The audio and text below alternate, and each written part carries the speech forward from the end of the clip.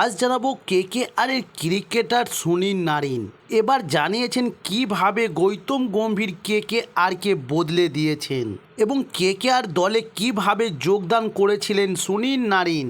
তবে 2024 আইপিএলে কলকাতা নাইট রাইডার্সের ব্যাটিংরা দুর্দান্ত তাণ্ডব চালিয়ে যাচ্ছে, কিন্তু এবারে কেকেআরের বোলাররা একেবারে ফ্লপ।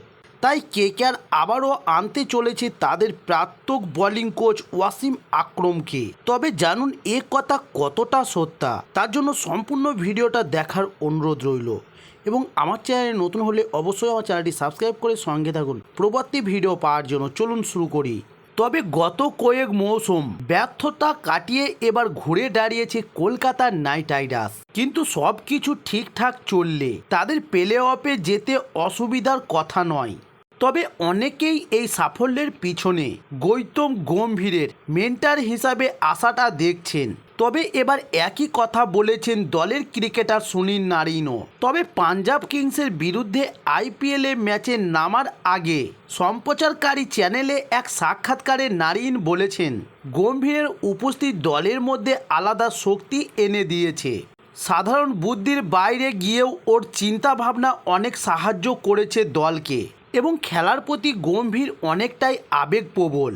সব সময়ই কোনো না কোনো পরিকল্পনা নিয়ে হাজির হয়ে থাকেন তিনি, সেটাই আমাদের সাফল্য এনে দিচ্ছে এবার। তবে কিছুদিন আগে একটি সাক্ষাৎকারে সুনীল নারিন প্রশংসা করে বলেছেন গম্ভীর 13 বছর আগে 2011 সালে ওয়েস্ট ইন্ডিজের ভারত সফরে প্রথমবার নারিনকে দেখেছিল গৌতম গম্ভীর।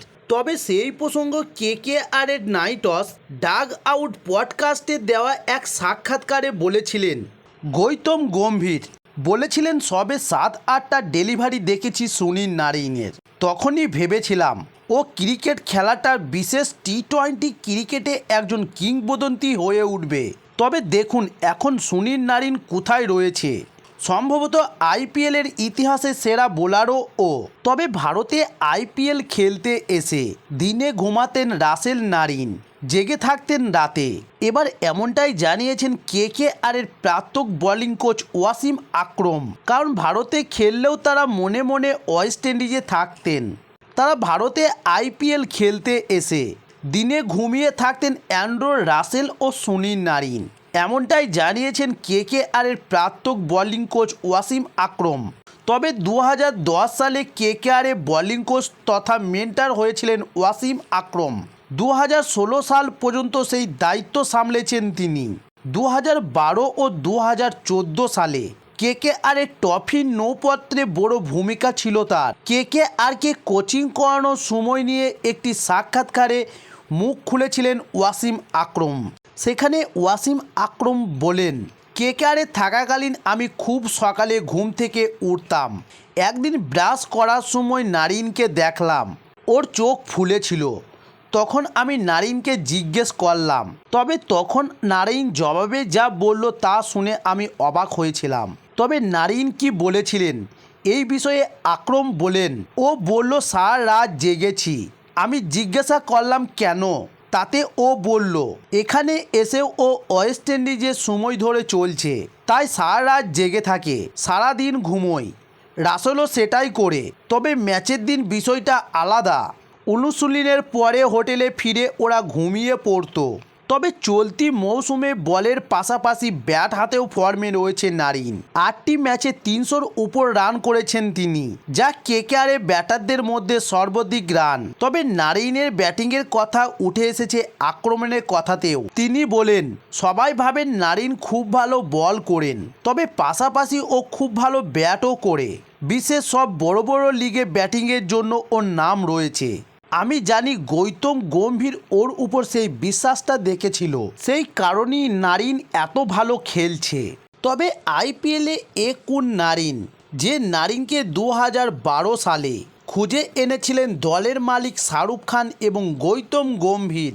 তবে 2014 সালে যেন ফের সেই নারিনকেই ফিরিয়ে দিল নাইট বাহিনীতে। এই বছর আইপিএলে ছন্দের ইঙ্গিত দিয়েছেন সুনীল নারিন এবং দুর্দান্ত ফর্মে রয়েছেন এই বছর সুনীল নারিন। তবে সুনীল নারিন সালটা 2012 কেকেআরের জার্সিতে এসেছিলেন তরুণ মিষ্টি স্পিনার হিসাবে। সেই সময় থেকে আজ 2024 একই ফ্র্যাঞ্চাইজির জার্সিতে চালিয়ে যাচ্ছেন এই ক্যারিবিয়ান অলরাউন্ডার। তবে এবছর আইপিএলে সুনীল নারিন রাজস্থান রয়্যালসের বিরুদ্ধে তার সেঞ্চুরিটি তুলে নিয়েছে। তবে একাধিক সময়ে কেকেআরের ফ্যানরা প্রশ্ন তুলেছিলেন কেন 2024 আইপিএলে আবারও দলে রাখা হয়েছে সুনীল নারিনকে। এমনকি কঠোর প্লেয়ার হিসাবে নিন্দুকেরা তকমা লাগাতেন, কিন্তু শাহরুখের আস্থা যে ভুল নয় তা ফের আর একবার প্রমাণিত করেছেন সুনীল নারিন। তবে সুনীল নারিন 2012 থেকে কেকেআরের জার্সিতে খেলছেন।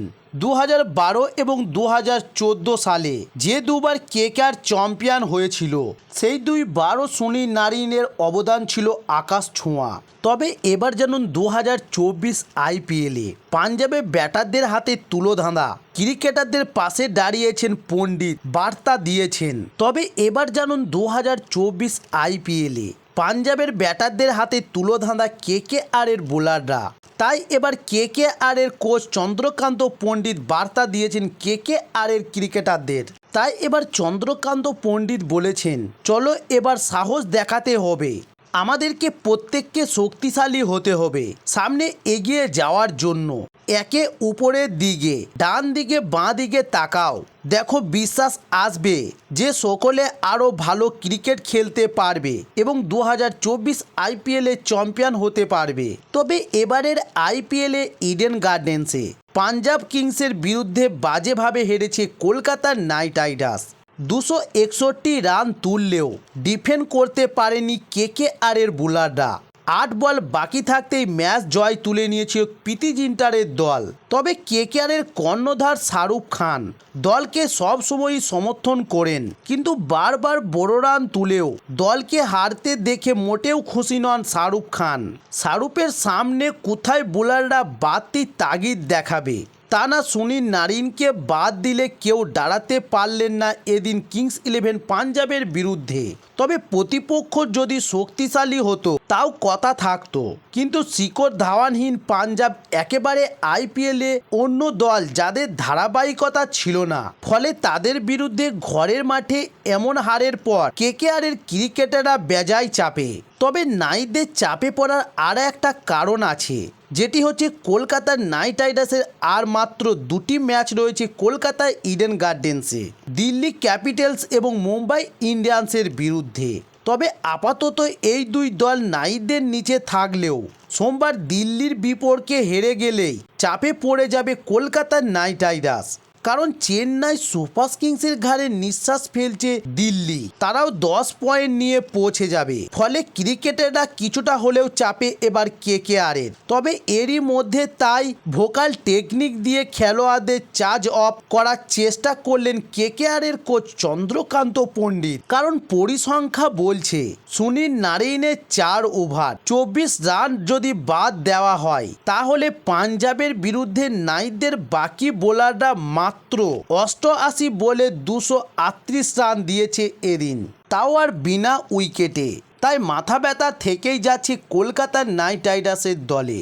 তবে ম্যাচের পর ড্রেসিং রুমে শুকনো মুখেই বসেছিল কেকেআরের ক্রিকেটাররা। সেখানে নাইটদের কোচ চন্দ্রকান্ত পণ্ডিত গিয়ে উৎসাহ দেন ক্রিকেটারদের। পণ্ডিত বলেন, চলো এবার সাহস দেখাতে হবে, আমাদের প্রত্যেককে শক্তিশালী হতে হবে সামনে এগিয়ে যাওয়ার জন্য।